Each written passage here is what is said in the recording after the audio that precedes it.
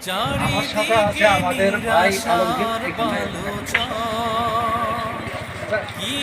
আলমগীর ভাই এখন এসে বয়স কত হবে?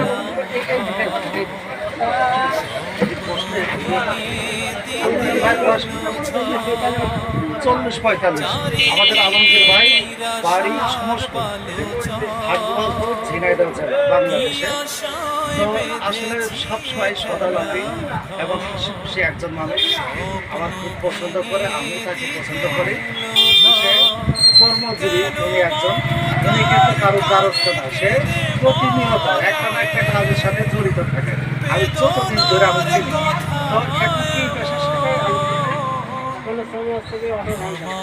আচ্ছা, এখন রানিং আছে অটো ভ্যান চালিয়ে জীবিকা নির্বাহ করে।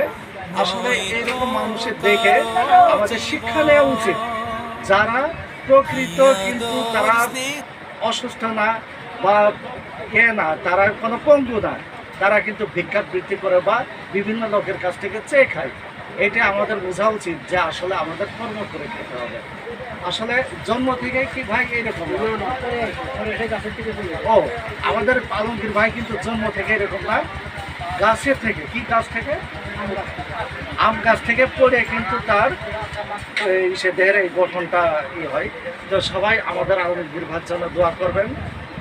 তার কারণ আমার ভাই সব সময় হাসি খুশি এরকম।